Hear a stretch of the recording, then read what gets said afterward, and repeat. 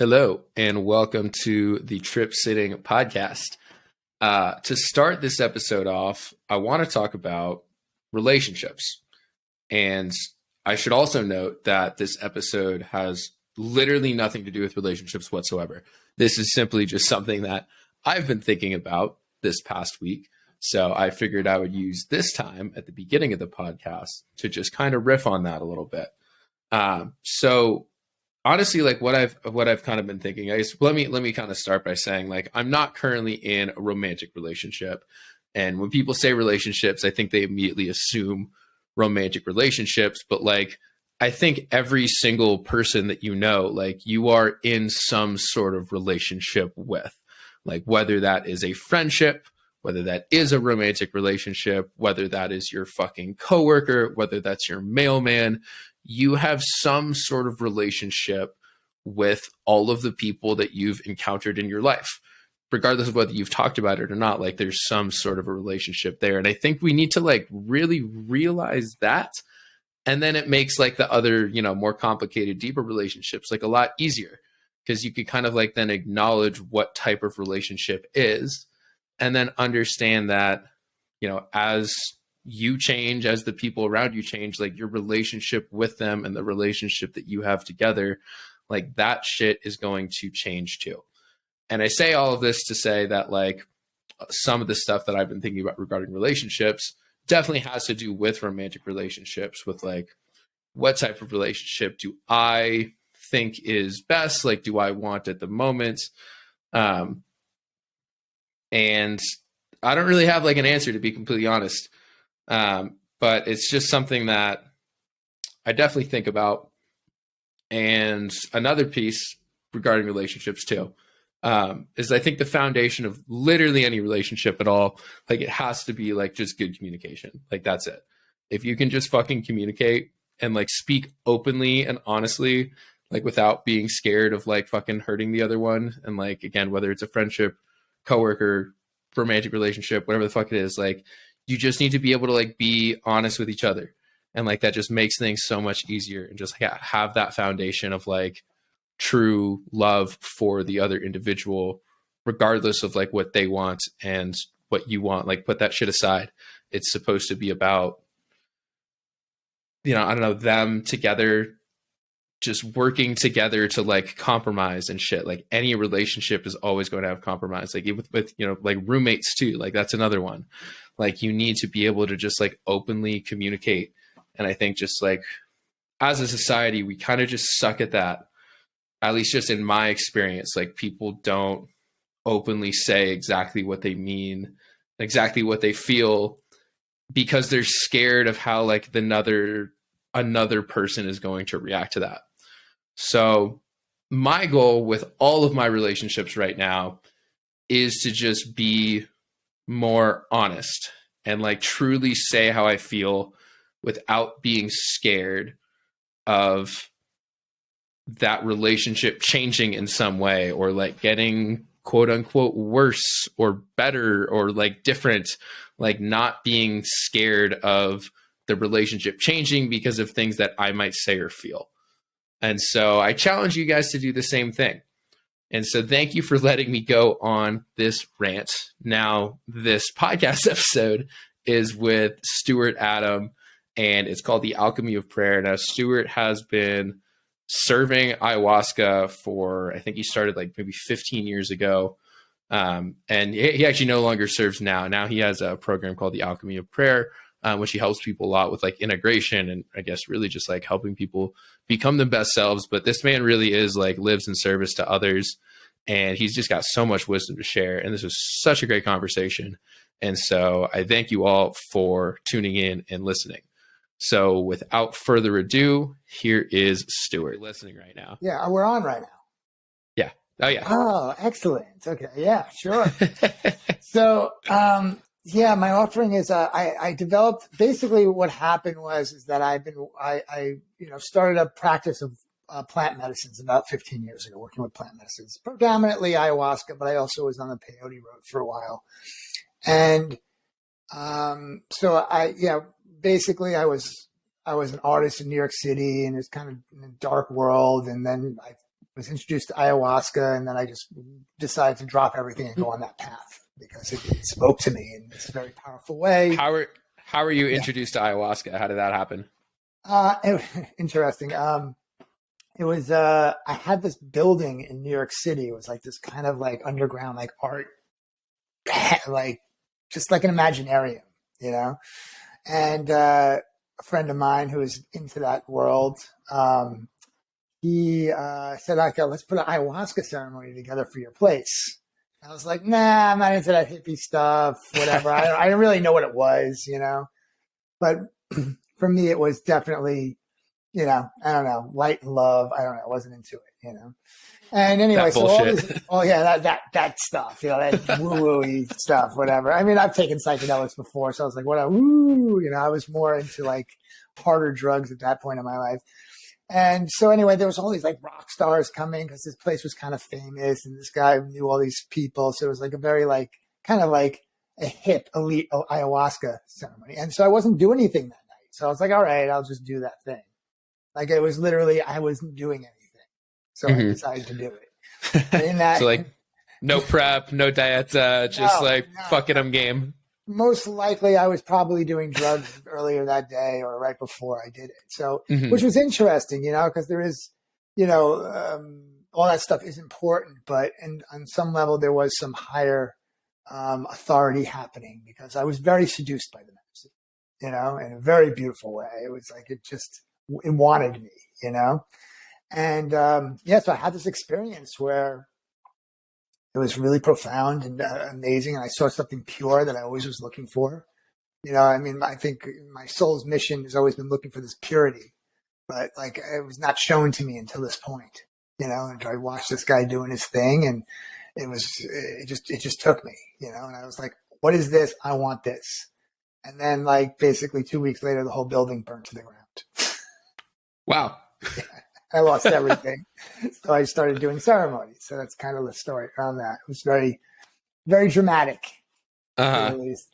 So yeah, so what happened was I, you know, went on this path for a while and I had some teachers and I was learning and I was like really into it. I was doing a lot of medicine. I was in service. I was cleaning up purge buckets. Then I started working fires and, you know, I was firekeeper, and you know, this is after years and years of just like cleaning up my bad living beforehand. So there was a lot of that too. So it was a pretty grueling, humbling experience. You know, there were times where I was like being like some peyote teepee with a bunch of Native Americans, and they didn't really like white people too much. I felt, you know, I didn't feel like I was in with them.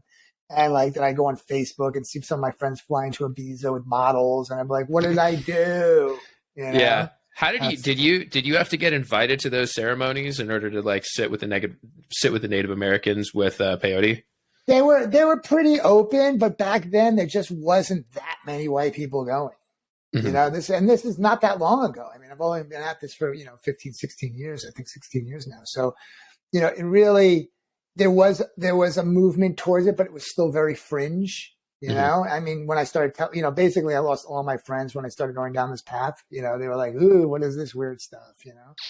And, yeah, it had like, you know, the more, yeah, the white, you know, the American, the Western people that were going to these ceremonies were definitely like, you know, there were a lot of hippie types or just fringe artist types. It wasn't very popular. Like now it's like, you know, family people. I mean, people when they're in their 70s, it's unbelievable. Finance, doctors, lawyers, it's wild. But I find it funny too that like now it's also being framed to these like, I don't know, financial, wealthier people that are very much like part of the system, like part of the Western system, as a way to like increase your productivity in the system.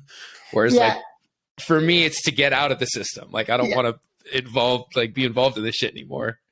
I mean, I look at that a lot, you know, because obviously, you know, I'm in service to, you know, seeding the new earth, not, allowing the what's happening to keep on going. But what I feel happens is that everyone has like this kind of soul mission and it's not what they're doing mostly, you know, what, you know, there's a lot of like, I don't know if you've noticed this, but like a lot of people have like a lot of mind energy, like acting up now, where I can't get out of my mind is driving me crazy. And that's because their soul and what they're doing, their full self are in a conflict with each other. Yeah. So I do believe that like the plant medicines and also just how the energies are shifting on the planet and themselves are creating this. So even if it seems like these people are saying like, oh yeah, I want to increase my productivity, there's still an awakening happening that they can't escape. So, you know, I mean, at first I was thinking like, you know, should I tell them, oh, this should be used for this or that? And now it's like, just let it all work itself out. So, you know, and trust in all that. I think I do believe that the more people heal and have more space for themselves, that when they can attune more to their heart consciousness and they can be more in service to others. But if they're just flailing around in their own bullshit, they can't even function for themselves. How could they help anybody? I think people's innate vibration is to do that if they got their stuff together. Of course, 100%. I mean, you need to fill your own cup up before you can start helping others fill their cups up.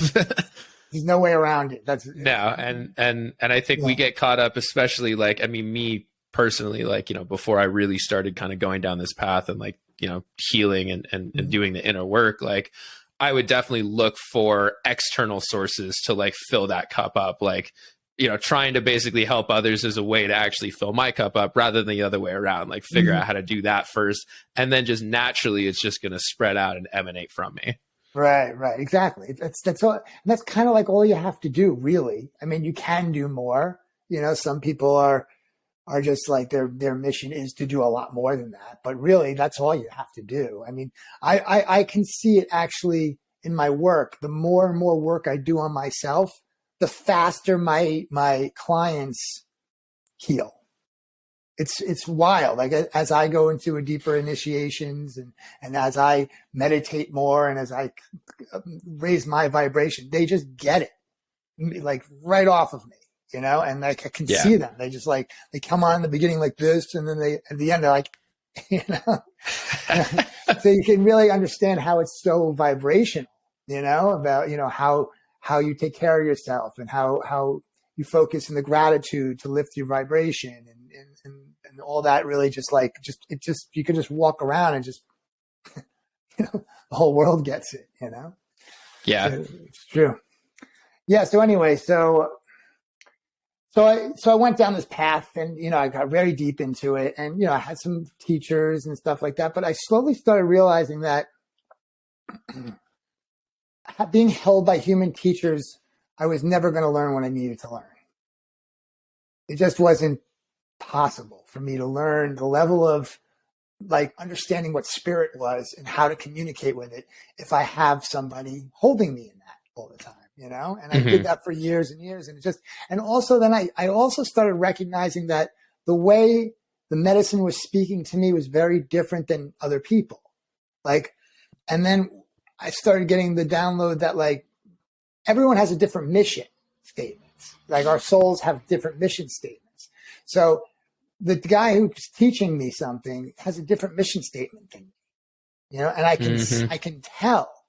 And even though I learned a lot and there were some great nuggets that he taught me, you know, like the first guy I worked with, he was quite incredible. He was this kind of Hyoka teacher named Shiva from New York City, you know, and he taught me some really valuable teachings, like things like stay behind the medicine. That one. What does that mean? Well, don't get ahead of yourself. You know, don't get ahead of it. Let it show you. You know, let it roll out and show you. Don't try to like get somewhere. You know, don't be tricked by your own desires to be somewhere when it's just all an emergence and all happening. You know, that's how I learned it, and that really took me on a very powerful journey. That teaching, you know. Yeah, were you gonna say something?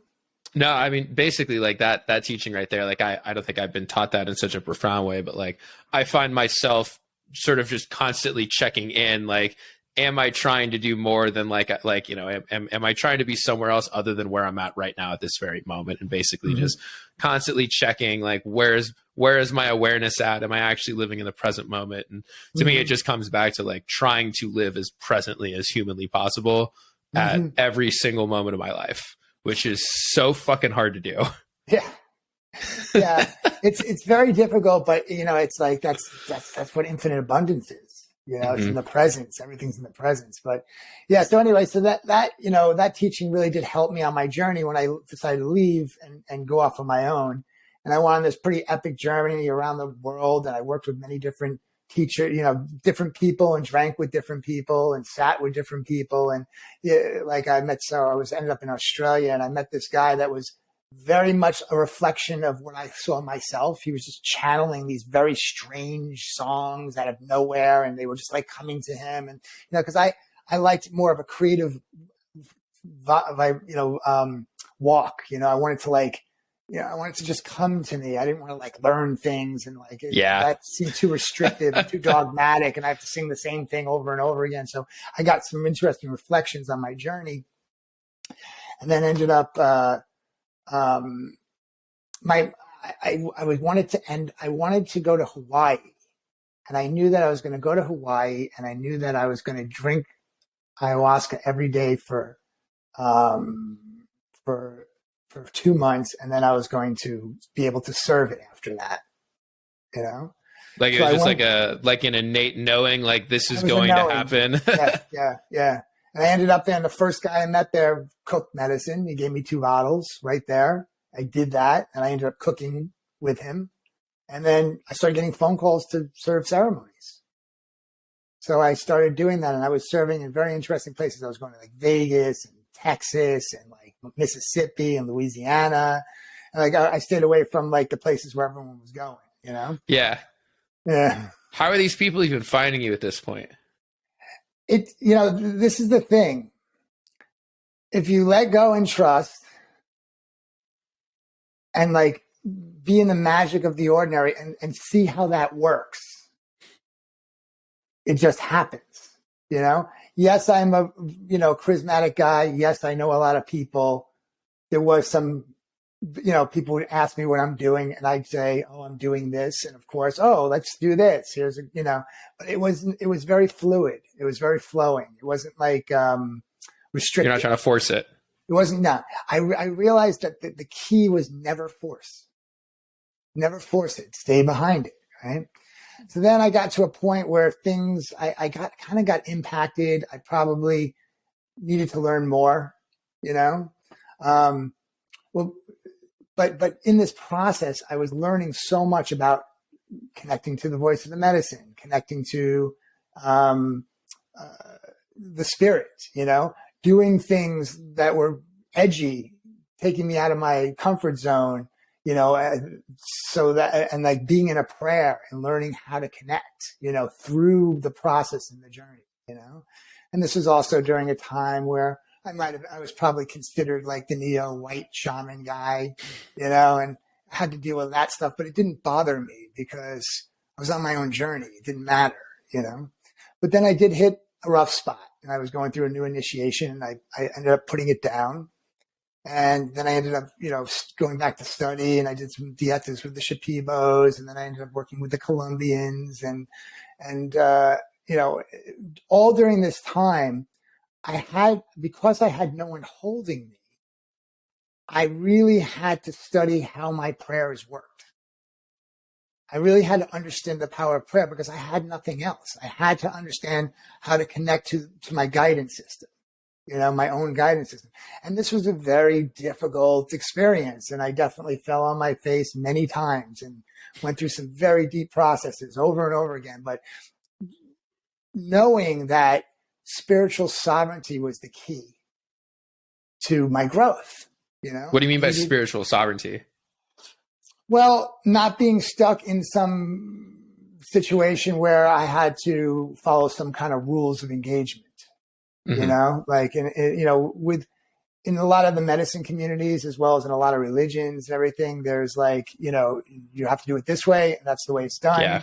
and you can't come out of it. You have to structure it like this. You have to do it like this, and that's it. And then, and I had worked in those kind of situations, even when I was like training with the indigenous down and I saw it. I'm like, so I'm just a robot.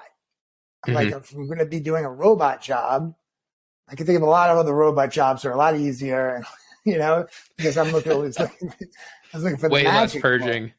Yeah, way less. Well, it's like it's not an easy task doing this. It was a service. I mean, for me, being in service with the medicine was my gift to the medicine for how much it's healed me. Yeah. But it certainly was not like a way of like really, building a family. Was pretty. Yeah. I kind of want to go back to you basically drinking ayahuasca every single day for 2 months straight. Like, what was the hardest part about that process? Because I feel like halfway through, like, even maintaining that presence that you have to maintain during an ayahuasca ceremony, like multiple days in a row for even like a week, sounds like an incredibly tall task. Yeah. I mean, you drink enough of it, it kind of like carries on itself. So the one thing I learned about working with that medicine is it like, as long as you're doing it a lot, it kind of like keeps on building on itself, and you're just in this kind of field, But just when constantly. You stop and you put it down for a while and then you go to drink again, it's like the first time you ever drank. Gotcha. But, but that's also, that's how it works, but it's also kind of, that's what's difficult about it as well, because it's a very powerful field to be in all the time. Yeah. And not always easy on people around you that aren't in that field all the time, so it does, you'll see that, medicine people hang out with medicine people. And if you ever see like someone who drinks a lot of medicine usually, and then the spouse doesn't drink, that usually means a broken relationship almost every time. It's like, there's just no way they're living in two different realities, Yeah. Integration after, so I've only done ayahuasca. I guess like technically I had 3 ceremonies over the course of about a week, but just one instance I call that. But like, coming back from Peru after that and like going back into my normal life, like it was fucking difficult. Like I just saw like this truth that I had never experienced before within myself and within the universe, and was able to just like zoom out and then zoom in at the exact same time and just like see all of these things. And I'm like, basically like I feel like I have all this knowledge now that nobody else around me has, and nobody else gives a shit either. And no, you can't. And you talk to people and they look at you. You can't force them to. Yeah. Yep. Yeah. And like, you can't force this to people. No. So what's interesting is about that is that's exactly the work I'm doing now, is the integration work. So this Alchemy, a prayer program that I have, is about that. It's not just about integrating medicine. It can be used for anything, but integrating medicine is definitely it's a powerful tool for that. Because what I started seeing, and one of the reasons why I stopped serving medicine, was because I was noticing that people were just coming on the weekend. This week, it was like almost like it started getting like social thing. I go away for a while, I come back, and then I would know that these people were purging the same thing they did last time. And I know they weren't doing any integration work because no one was teaching them how to do any integration work. And the bottom line is no one taught me. So I went through this. So I understood it, because the indigenous people, they're like, integrate what?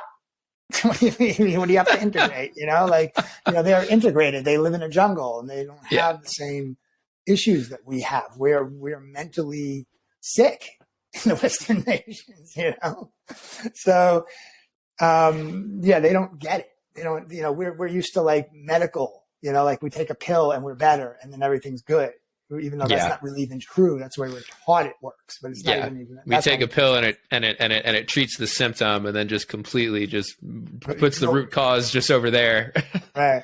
This you can get to the seed of the root cause, but then you lose it if you're not integrating it. Yeah, which takes like slow, conscious effort, and like in our society, like we live just so fast. Like there's not room to fucking slow down and chat and just, I don't know, just take time for yourself. Like that's ingrained into our heads from such a young age that like taking time off and being unproductive is a bad thing. Like, unless you're doing something you feel like you're not, you know, a productive member of society, whatever the fuck that means. But like, man made these rules, man can just as easily change them, which is what, you know, working with the medicine has helped me do. Is, I mean, change the rules by just allowing others to live slowly and move slowly too, and not have to follow all this bullshit. Right. Yeah. I mean, that's the one thing about this practice that I'm teaching, is that it happens in your day to day. It's not something you have to take off for, because it's like, we don't have that ability. And to be honest, in this time, it's not about the ashram anymore. Like, we're the temples now. Our life is the practice. You know, it's a different time. It's not like, you know, back in the day, we're being initiated in some ISIS cult temple, and like, you know, we could just sit there and eat the porridge and like pray and learn this esoteric wisdom. We have to learn it on the go now. You know, so this practice, Alchemy of Prayer, was the first thing I developed, is exactly that. What I do is I teach people. All right, so you create a prayer, which is like a mantra, something simple, like, you know, guidance. I'm feeling unclear. Guide me to clarity. You know, and so they, you know, with a little meditation in the morning, and saying this prayer, and I also do like a water prayer with gratitude, which I'll talk about after. Doing this in the morning, and then just being in tuned with the prayer all day long and observing what happens. So what happens is, as soon as you announce this and you're dedicated to receiving guidance, right?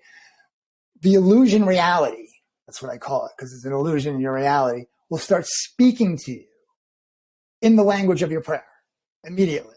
Things will start happening. Right? And you're probably not going to get it right away, but something will remember specific things that happen. Either you'll get triggered or something will happen. And then the next time we talk, you know, I'll ask, so what happened? How was your week? You know, and they'll usually talk about things that they don't even understand what they're talking about. And I show them that's what's happening and why it's happening. And this is how it's showing you your prayer. It's helping you see the clarity through whatever this thing is you're going through right now. You know? Like, so basically just watching it unfold before your very eyes, but normally you're just not aware enough of it to even see. Yeah, and it's so funny when they're going through. Like, I had this one guy who actually had that clarity one. That's what I brought up, and he said, "I'm so clear. And I was thinking, I finally got clarity. I know exactly what to do." And I'm like, "What was your prayer again?" He goes, "Clarity." And he was just like literally his mouth dropped. I'm like, so, and then that's awesome. Yeah. And like, what happens is why this practice is so powerful, and why you don't even need medicine to do it, is, see, in medicine, what happens is it unearths things. It shows you to them. And then when you come out of it, it turns into a whisper, and within a few days it's gone. Right? With this practice, it's in your face until you deal with it, because it's in your everyday, and you're in a prayer with yourself, with God, with create, you know, so it's like, it just brings it all together. Of course, do not denounce medicine. It's incredible what it can do, and it can move a lot of energy, but it's really important to be integrating it so that you get the most out of the bang for the buck, you know, and you know, so you just get into this observer mode. Observe what's going on. And then there's other practices I give you based on, like, let's say you're stuck on something, like, oh, I see this. I'm like, oh, so you have to do this practice. And it just keeps on going. So you get like a bunch of tools, a bunch of practices from the process. And it's all just you just living your day. Yeah, you got to do a little morning practice, but it's really just like, what I do usually is start with like a water prayer practice with gratitude, to really like, you know, putting a glass. I give this to everyone right now because it's such a powerful one. It's like, you just take a glass of water the first thing when you wake up, you put it to your chest like this, and you just think gratitude for the water and think gratitude for yourself, but then like bring that thought into your heart, and then feel your heart field go into the water, and then drink that water. And that sounds beautiful. I guarantee you, in a week, you'll be like, why am I so happy all the time? It really is crazy. Like, I mean, just how powerful the mind truly is when you learn how to use it correctly. Yes. Like when you don't let it use you. I think most people, their minds are using them versus us learning how to use our minds. It's kind of like what happened is like we get traumatized at some point, and then this protector, fear, afraid of everything guy gets put in place, and he just takes over, and then you let him run it because you're afraid, and he's like, you know, saying he's protecting, but he's really just afraid of everything, and then you just go, that's it, and then you're just stuck with this insanity, you know, and that it's reprogrammable. It's just, you just got to, you know, the gratitude and, you know, just working with the meditation, all this stuff is very easy to reprogram. You know, it just takes effort. You got to like be a little disciplined, and you also got to want to shift it. That's the other thing. People get comfortable. They don't know, you know, what's on the other side of misery is joy. If you haven't experienced joy and you've only experienced suffering, then suffering is all you know. So, to get to joy, joy becomes a responsibility, and all of a sudden you're not a victim anymore, and you're responsible for your joy because you understand how to be in joy. That's not so easy. So I usually ask my clients, I'm like, are you sure you're done with suffering? You know, make sure you're done, you know, because if you probably not, like, I'm sure there's still that little part of me that's in there that, you know, wants to do that. But like, you know, it's, I don't think it's about getting rid of that completely. It's just about noticing that that's there and then not letting it control me. Exactly. You know, I've had, you know, like every once in a while I'll go through like a little suffering moment, you know, and like, it's so funny how immediately I'm like, why are you playing that drama game? I don't need it. It's not necessary, like, you know? Yeah. Stop 180. I can choose to go down a different path right now. And like, that's it. Like, I mean, medicine, if one of the biggest things that it's taught me is like, I have the power to choose anything at any given moment. It's like, I'm not stuck in wherever I'm at. I can choose to suffer, or I can choose to be happy. It's always a choice. Most people are subconsciously, I think, choosing to suffer because they're run by fear, but you can choose to be happy as well. It's as simple as that, even though it's not, but it is. Yeah, it is just choice. It is. You know what I tell people is, I'm like, it's not bad that you suffered. Suffering is a part of life. It's an experience that is meant to be had. You had it. You had it for a really long time. Now you can continue to have the suffering. It's just a choice. Or you can have a different experience, just to have a different experience, just to experience something different. Not because that was bad and this is good and this is better, or now you have spiritual materialism because you're in joy all the time. No, it's just that you suffered. Now you're at this part of your life. Now you can not suffer if you want to, you know, and that's it. It's like that. So it's more like just to have a different experience. Yeah. One of the hardest things for me is even in making that choice, though, it's like letting go of the baggage that the suffering then created too. Like, I think people kind of try to then run away from that and basically not fully embrace the suffering for what it was and basically what it taught them, and like allow it to basically move through them. Like they get, at least me, like I got caught up in sort of like part of my identity was the fact that like I had suffered and now I am making a conscious choice to not do that. But yet like all of the energy from the suffering, I never actually let that go. Like I was still holding all of that inside of me, which again, kind of just made me choose to suffer again at the end of the day, even though I'm trying to run away from the very thing that I don't want. See, what you are missing in this equation is something really interesting. Your consciousness around it is the healing. Mm-hmm. Just you knowing that is the healing. Now all you got to do is reprogram it. It's just you're just in an old program. But once you become conscious of it, then you can be like, okay, I'm conscious of this. I can forgive it. I can let go of it. I can make peace with it. You can do all these things. But before you even knew it, before you knew you were even suffering, you knew you were suffering, but you didn't know what was going on because you were in just zombie land. You didn't have those choices. You didn't know Yeah. that there were choices, but your consciousness is the healing.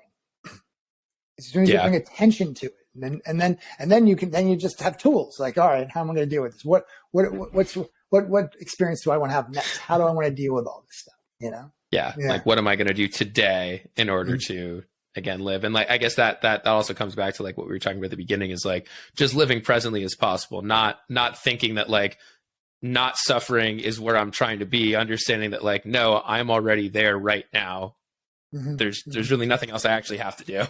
Exactly. Like I just have to be here. Like it is that simple. I'm not trying to get anywhere else other than right here. It took me a long time to figure this one out, but it really is true. You know, and when I tell it to my clients, they're like, really?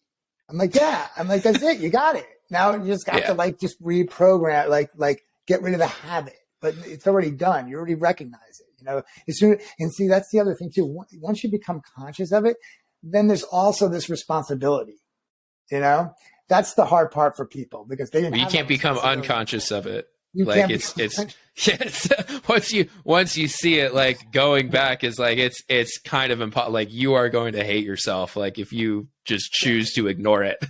Exactly, and that's part of the issue that a lot of people go through is like, you know, once they become conscious of it and they don't do anything around it, right? They don't change the habit. Then the universe is like, you want to learn that in a harder way, I guess. Yeah. We're going to really make you suffer here, buddy. Okay. That wasn't enough. You need one more shot? Okay, let's give you one more shot. And then, you know, you get that next level of suffering. Yeah. Yeah. At what stage, I guess, kind of in the healing journeys are most of their clients at before you start? Like, is it like right at the beginning when they're still like kind of have no idea, or a lot of them already doing this work before they even find you?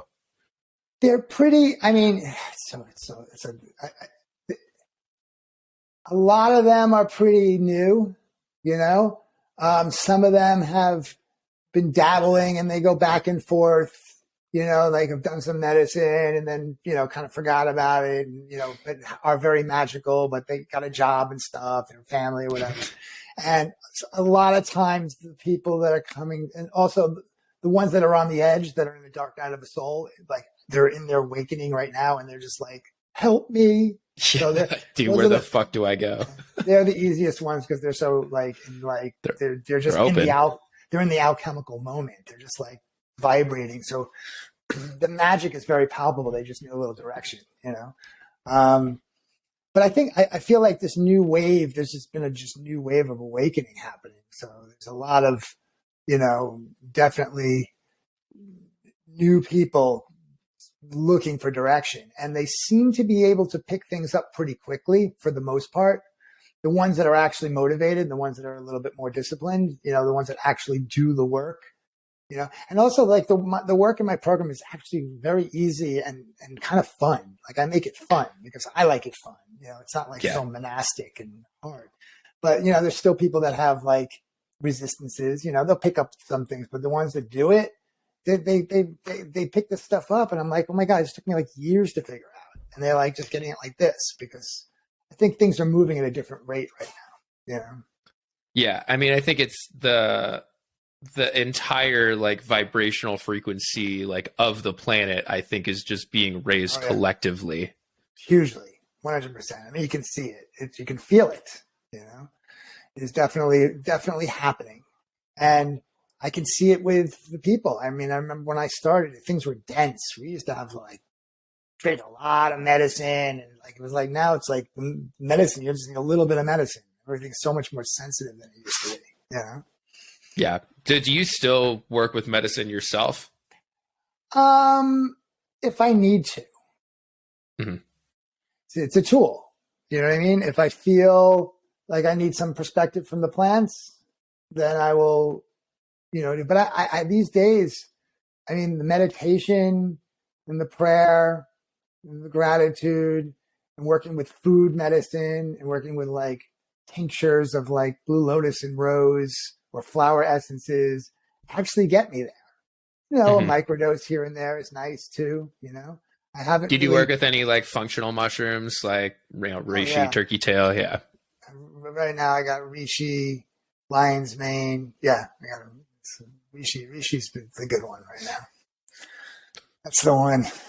What is that one? What does that one specifically target? That one like goes through your whole body, inch by inch, working out anything that's not working.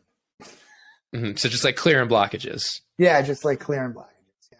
Like just like scans your whole body and just like slowly works on that. Oh, next thing. And then lion's mane is mental for the mind. You know. Yeah. Yeah.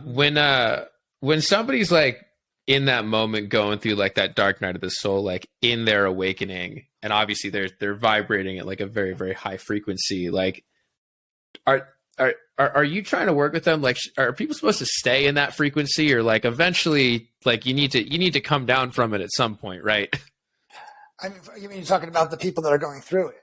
Yeah. Yeah, they get to come down it once they surrender. Mm-hmm. You know, otherwise they're going to be in it. But, you know, I've actually had clients where like they're going through it, like someone send me someone in an emergency, and I'd be like literally like for like 2 months straight carrying someone through it, and they're like, I feel like dying. I'm feeling like that. I'm like, well, allow yourself to have a death. Die. Yeah, die. Do it. Like, it's not that bad. It's not bad. Exactly. We've done it before. We just don't remember. Exactly. It's so funny. It's the problem is that we haven't been initiated when we were younger, so so people are still afraid of death. But it's because we weren't initiated. Yeah, we've got a weird relationship with death, and just like, I don't know, just like openness and just like talking about just like real things in general, like in Western culture, like talking about sex, I remember was such a weird thing, like growing up, like my parents would never say a single thing about it. And like death was another thing that we wouldn't really talk about. And I like all these incredibly, incredibly real human experiences we just shied away from. Mm-hmm. And it just makes things so difficult to like understand how to be a human being if you're not openly discussing like the real aspects of it. Yeah. And the funny thing is that there's not a lot of language created to even talk about these things properly. If you think about it, there's not a lot of language to even describe spiritual growth. I mean, we're using a lot of science terms these days, like vibration, raising your vibration, which actually in science has a different meaning on some levels. You know what I mean? So like like the quantum, it's like the science terms are more important than the spiritual terms. And it's like, it's gotten very, all of that stuff got super muddy. And there's not, like I said, it's not how many words or how much out there is there to describe awakening? Yeah. It's such a, Well, it's, I think like for me, like I've noticed that like, it's not something that I can think about. It's something that I have to feel. Like I have to turn my brain off in order to actually get it. Like that's what surrender is like your brain, you're just going to be off for this and whatever happens, happens. And like, I just have to be fine with that. Now you're getting to the exactly. It's the language of the felt sense. That's where it's at. You know what I mean? The intuitive language. That's what this program is about also. It's teaching people the connection of the intuitive. They say it's like the poetry in motion. Like I just had a client earlier, I seeded all this amazing, beautiful information to her the week before, and she got off her ferry, she was telling me, and she got off the ferry and she was thinking about this stuff we were talking about. And then she saw a seed floating in the air. And she put the whole thing together, and it's like, she felt it. It was like this felt sense of like being seated, and like she'd have this really powerful experience. But just to have that, to be reading the synchronicities and to connecting to them and knowing that that's the right thing, It's like when you were talking about before about how when you do medicine, you have these experiences and you try to explain them to someone, but they didn't have the experience, The only reason why their experience was real to you is because you had a felt sense experience. It's like it just was like that's like whenever I have to make some sort of big decision, usually it's, mental mind games of me, okay, pros and cons and all of that. And now it's more so like, which one just feels right without having any sort of reason? Like, why, what would I do and not have to feel like I need to even explain myself? Just like, this is it. Like, I mean, I just moved to Denver, like literally a week and a half ago from Chicago. And a lot of people, normally ask like, oh, like moving out there for work, like you got a job, like, you got a girlfriend, like something like that. I'm like, it just feels like a good move. Like, that's it. And then, but when I tell people that, they kind of look at me like, and what else? Like, that's kind of just it. So that's like what I would say, staying behind the medicine. You're letting it just show you. You don't even know why you're doing what you're doing, but it's like it felt right. And that's what I'm doing. Yes. How has that been for you, living like that? It's been different. It's been, I mean, I say weird only in the sense that weird is all, based on my past experiences and past perceptions, where like I needed to have a reason for every little thing that I did. Mm-hmm. I felt like I did, but like, it's letting things come to me and just like letting things happen rather than trying to control stuff. Like, I was definitely someone who tried to control everything, thought I knew exactly what I wanted. And the medicine really made me surrender with like just a difficult ceremony where I was just suffering and in pain and agony and wanted to just be done with it. And then, the facilitator was helping me through it. He's like, stop trying to like not be uncomfortable and just like give into the discomfort that you're feeling. Like, just feel it. It's like, fuck, that's it. So like, once I did that, and like, then it was just like that clicking moment, like, stop trying to control, just like surrender, let go, let things flow, and just see what happens. And everything's been going great so far. Obviously, you go through the human experience and the human emotions of sadness and anger and depression and all of that. Whereas that's just fine. Like, I'm supposed to do that. There's a reason we have these emotions. I just don't try to control them anymore. Yeah. Amazing. I mean, keep on following that path and just to see how it opens up for you, and start reading the synchronicities and following along with it, and like learning that language. And then, because your soul is guiding you, allow your soul to be the guidance system, and just to see how that opens up and to see what happens. See, that's sort of like my whole practice is like that. It's all about the study. Like, well, what if I try this? What if I live like this? What if I do it like this? Oh, this is not feeling good. Maybe I got to try this, Like, yeah, try. So it's change. It's just you got to be able to figure it out, like, okay, like if you want to fine tune your practice and your study and your life, you gotta try things like anything. Like when you paint a picture, you got to get good at that, Well, I mean, so like, the only constant in the universe is change. So like, noticing that even as you're going and fine tuning, like what works for you right now and what's perfect in a year from now might not work, and still being open and willing to let things change and flow through you as you continue to go on. Yeah. I mean, it's interesting. Giving up serving I just knew it was time. And even though it was something that took me very hard to get into that seat. It took a lot of work, it took a lot of initiation, it took a lot of pain, a little suffering to be able to do that work. And then to realize one day that I'm done, moving on, and being okay with that. And I didn't even think it twice. I just knew, and that's happened many times in my life. And I think that's served me well. And I feel like I've gotten to a point where I feel pretty steady in my life. I got a beautiful woman that I'm getting married to. I got a cute little dog. I got a beautiful place in the mountains, and things are going really well. And because I needed to peel that onion, to get to a point where I can be in a good place, and when things aren't working, you got to let them go. And that's what will help you with the mind energy. The things that weigh on you are the things you need to let go. And that's what creates the mind energy, that people suffer from. Yeah. Yeah, man. Well, Thank you so much for an awesome conversation, and Yeah. just for teaching me about, what you do and how you help people, and all this stuff is going to be linked, by the way, in like the footnotes of this. So this was awesome. This was a fucking blessing, man. I appreciate it, Stuart. No problem. Stay in touch. Yeah. Thank you all for tuning into this episode of the podcast, and thank you again to Stuart for taking the time to come on and chat with me. Now, to everybody else, if you do want to get in contact with Stuart, I put his links down in the footnotes of this podcast. And then if you could do me a huge favor and follow the podcast, and then also give it a rating, because that helps it get up on the charts, probably. Maybe, I don't quite know how the algorithm works, but can't imagine it doesn't help. And it'd be a huge favor to me.